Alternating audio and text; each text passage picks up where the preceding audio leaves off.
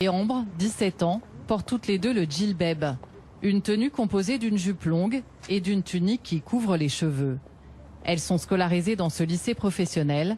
Chaque matin, avant les cours, elles adaptent leur tenue. On arrive ici, à partir de là, on enlève notre voile, notre bandeau, et là on rentre. On nous demande de l'enlever, de toute façon on l'enlève, c'est automatique, c'est obligé. Ça vous fait quoi d'enlever votre voile? Vous trouvez ça Ouais, déjà moi j'enlève mon voile à contre-cœur. Mais bon, après il faut respecter les règles. C'est contre nos principes en fait. Mais après on peut pas faire grand chose, ça fait 10 ans qu'elle est là, non? C'est la fameuse loi de 2004 qui interdit les signes religieux ostentatoires à l'école. Jusqu'ici, les lycéennes s'y conformaient sans que cela pose problème. Mais depuis quelques mois, surtout depuis les attentats de janvier, elles disent être la cible de remarques désobligeantes. Ikram, en rose pâle, affirme même avoir été exclue pendant plusieurs jours de l'un de ses cours en raison de cette jupe longue qu'elle garde en classe. On m'a harcelée tous les jours, c'est surtout une prof en particulier, ma prof principale. Elle disait que ma tenue n'était pas appropriée à l'établissement, que c'était provoquant. Moi je comprenais pas parce que j'ai d'autres camarades de classe qui ne sont pas musulmanes et qui portent des longues jupes, on leur dit jamais rien. Et moi qui est musulmane, je porte une longue jupe, ça dérange tout le monde. En fin de cours, elle m'a dit oui, Ikram, est-ce que tu vas aller faire le djihad? Parce qu'en ce moment, je regarde beaucoup les informations. Là, ça m'a choquée, là. J'étais vraiment surprise de la question qu'elle m'a posée.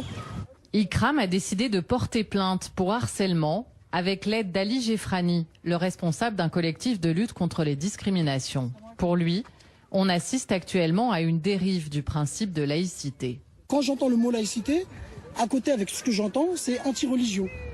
Anti-religion, et ce n'est pas pour nous victimiser, c'est on stigmatise une religion en particulier, à savoir l'islam. Pourquoi? Je pose la question. Quand vous avez vu, aujourd'hui c'est la jupe longue, demain ça sera les personnes qui portent un petit peu de barbe. On va venir leur parler. Et pourquoi tu portes la barbe? Etc., etc. Et puis ça va aller loin. La direction du lycée a refusé de nous accorder une interview. Dans un mail, le rectorat dément les accusations de la jeune fille et précise: aucune élève n'a jamais fait l'objet d'une sanction ou d'une punition pour une longueur de jupe. Après Charleville-Mézières le mois dernier, c'est la deuxième fois qu'un établissement scolaire est secoué par une affaire de ce type.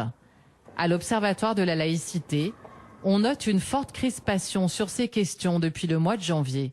Pour le rapporteur, sur la jupe, la réponse est claire. La jupe longue est un vêtement qui peut être porté par n'importe qui, quelle que soit sa confession, et donc n'est pas un signe ostensible de manifestation religieuse, bien entendu.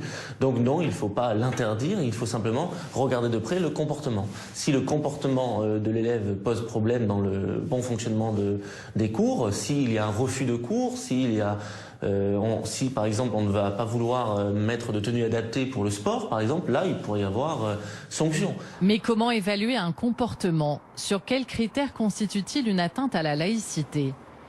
Dans ce lycée, près de Toulouse, on règle les problèmes au cas par cas. Bonjour, vous allez bien? Ça va? Ça va? Bonjour à tous, bonjour, bonjour. Dans cet établissement, la proviseure accueille des jeunes de la banlieue résidentielle de Toulouse, mais aussi de quartiers plus populaires. Elle a été confrontée à plusieurs reprises à des cas de jeunes filles portant des jupes par-dessus leurs vêtements. On l'a tiré dans un coin hors des regards, dans un bureau, en lui disant voilà, tu reconnais que cet habit est un habit qui pourrait être associé à un insigne religieux. Souvent c'était oui madame, et on leur demandait de le retirer. Et ça se passait toujours bien. Depuis janvier, on a eu quelques élèves qui ont joué au-delà de ça, c'est-à-dire qu'ils nous ont menés sur le terrain de mais pourquoi vous me dites ça, c'est à la mode, qu'est-ce qui se passe, pourquoi, comment vous pouvez prouver que. Pour ces quelques cas, la proviseure a choisi de dialoguer à chaque fois pour tenter de dénouer la situation. Depuis janvier, elle a d'ailleurs créé un groupe de réflexion sur la laïcité avec une vingtaine de professeurs.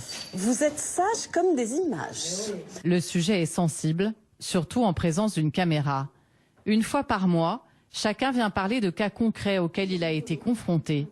Cette prof de français a par exemple été interpellée par des lycéennes sur la création du monde. Mais de grosses demandes de l'évolution, mais vous croyez en Dieu, vous croyez que c'est Dieu qui a fait l'homme, est-ce que c'est d'où on vient, est-ce que vous pouvez nous expliquer? Moi je dis non, je suis enseignante de lettres, elles sont très en demande des origines, etc., de ces choses-là. Et face à ces questions, chacun essaye d'amener des solutions. Ce qu'on a su très bien faire après les attentats, c'est se retrouver avec des élèves et on réfléchit sur ça entre nous.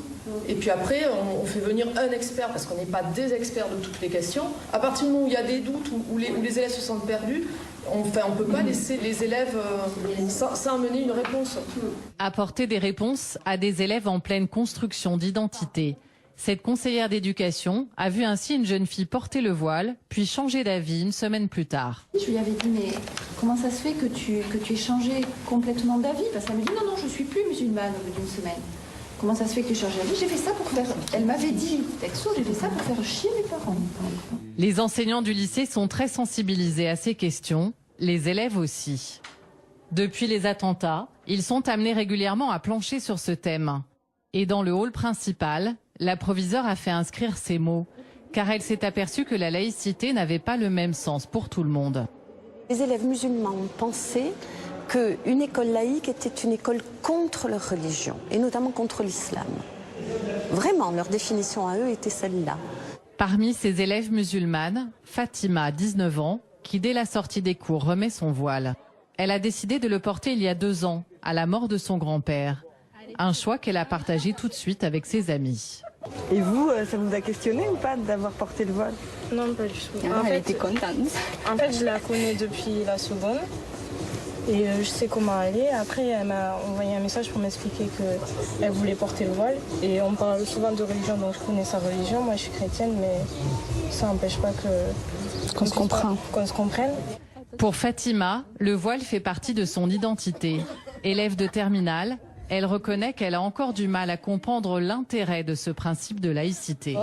Tu vois ça comme une souffrance, cette laïcité qu'on impose? Un peu, ouais.